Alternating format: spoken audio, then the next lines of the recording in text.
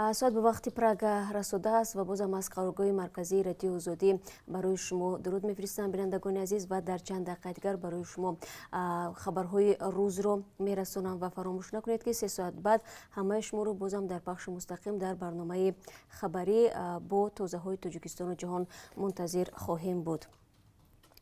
дар вилояти Суғд аз 29 апрел то ба эътидол омадани вазъи номусоиди эпидемиологӣ ва пандемияи коронавирус дар ҷаҳон дар фаъолияти марказҳои дилхушӣ, ошхонаву тарабхонаҳо, хидматрасонии иҷтимоӣ, ҳамом, сартарошхона ва толорҳои варзишӣ маҳдудият ва ё ба ислоҳи дигар карантин ҷорӣ карда шуд. дар нусхаи қарори раҳбари маркази беҳдоштӣ ва вогиршиносии вилояти Суғд ки ба дасти радиои Озодӣ расид омадааст ки дар ин давра танҳо ба 5 ё 10 ошхонаву тарабхона иҷозат дода мешавад ба манзилҳои мардум ғизо баранд. Дигар муассисаҳои хӯроки умумӣ муваққатан дарҳои худро мебанданд. Ғафур Ҷабборов, раҳбари маркази мазкур, субҳи 30 апрел дар суҳбат бо радиои Озодӣ гуфт, дар давраи Рамазон сокинон метавонанд дастрас намудани хӯрок барои ифтор ва саҳархӯрӣ ба манзилҳои худро ба тарабхонаву ошхонаҳои фаъол фармоиш бидиҳанд. кошонаҳои ҳусн ва сартарошиҳо бо навбат ва танҳо ба як мизоҷ хидмат мерасонанд. ҳангоми гашту гузор дар кӯчаву хиёбон ва дигар ҷойҳои ҷамъиятӣ сокинон байни ҳам 2 метр фосила бигиранд. дар қарори карантин омадааст ки ҳарорати бадани ронандаҳои нақлиёти ҷамъиятӣ мунтазам санҷида хоҳад шуд. ҳамчунин безараргардонии оби нӯшокӣ ва расонидани доимии он ба аҳолӣ таъкид шудааст. ин қарор дар ҳолест ки токунун мақомоти Тоҷикистон иддао мекунанд ки дар кишвар ягон мавриди гирифторӣ ба бемории COVID-19 нест.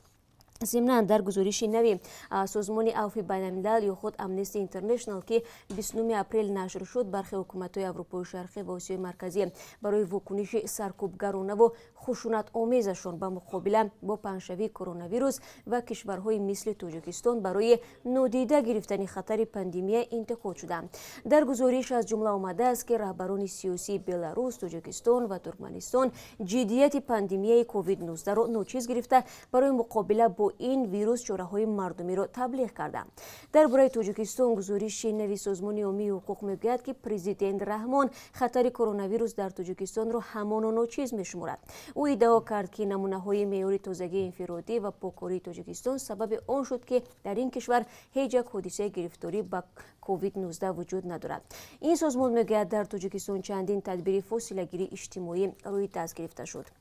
از 22 اپریل به این طرف مقامات تاکید میکنند که هیچ یک حادثه گرفتاری با کووید-19 وجود ندارد و تمام حادثه های مربوط به افزایش بیماران بستری را با نشانه های بیماری های روی نفس و پنیومونیا ربط میدهند.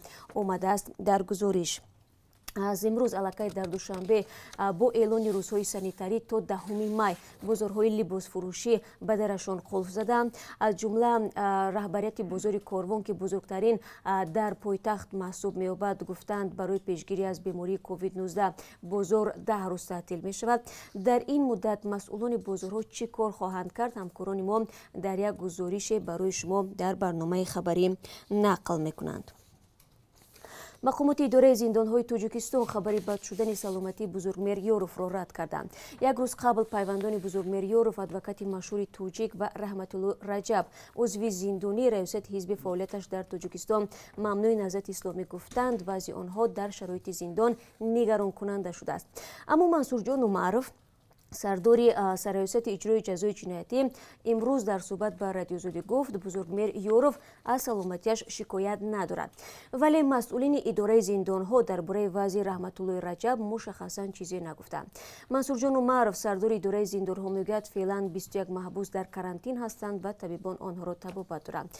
شکایت نزدیکان بزرگمیر یوروف و رحمت الله رجب بحث‌های را زیاد کرد که محبسخانه‌های تاجیکستان در مقابل خطر کرونا ویروس تا کجا آسیب پذیر هستند. برخی ها پیشنهاد کردند که تاجیکستان در چنین شرایط از تجربه دیگر کشورها استفاده برده محبوسانی از 60 ساله بالا را به خانه جواب دهد، ولی مقامات تاجیک میگویند چنین مسئله فعلا در بررسی نیست. сарвазири русия михаил мишустин манъи вуруди хориҷиён ба қаламрави русияро то замони беҳбуди вазъи эпидемиологӣ дароз намуд. тибқи қарори ҳукумати русия манъи вуруди хориҷиён мебоист имрӯз хотима ёбад, вале 29 апрел мишустин гуфт ӯ дастури манъи вуруди хориҷиёнро тамдид кард. дар ин санад омадааст ки мутахассисони хориҷӣ имкон хоҳанд дошт вориди русия шуда дар насбу таъмири таҷҳизоти хориҷӣ саҳмгир бошанд. мишустин ягон муддати муайянеро барои лағви манъи ворид шудани хориҷиён эълон накардааст ва бояд гуфт ки русия ба бозгашти шаҳрвандонаш маҳдудият нагузоштааст. тибқи хабарҳои расида то ҷое барои шумо ҳам гуфта будем, баъзе ширкатҳои ҳавоии русия мебоист ба бозгардони шаҳрвандони бандмондаи русия аз тоҷикистон оғоз мекарданд, вале бо сабабҳои номаълум ин парвозҳо ба таъхир афтоданд. зимнан дар Москав гурӯҳе аз фаъолон шӯрои кӯмак ба муҳоҷирони гирифтор ба коронавирусро таъсис доданд. ҳадафи ин гурӯҳ назорати шеваи гӯшанишинӣ ё фосилагирии ин беморон аз муҳоҷирони дигар ва ҳамчунин дастрас кардани кӯмаки молӣ ба онҳо аст. дар ин бора мо як гузориши муфассал хоҳем дошт ва ҳамчунон агар дар барномаи хабарӣ моро ҳамроҳӣ кунед, бо кӯмаки ҳамкоронамон саре мезанем ба бозори Ҷалолиддини Балхӣ дар вилояти Хатлон то бубинем ки дар ин шабу рӯзи рамазонӣ нарху навод дар он ҷо чӣ гуна аст, зеро ба гуфтаи сокинон дастархони ифтори онҳо рангоранг набуда, савдогарон ҳам аз камбуди харидорон ҳарф мезананд. бинандагони азиз, фаромӯш накунед ки расо 3 соат баъд бозам ман шуморо мунтазир мешавам дар пахши мустақим дар ҳамин ҷо дар Ozodivideo бо хабарҳои тоза ва то он дам сиҳату саломат бошед. агар наворе доред лутфан ба мо бифиристед ва дигар хабарҳоро метавонед аз вебсайти радиои Озодӣ зери нишони www.ozodi.org пайдо кунед.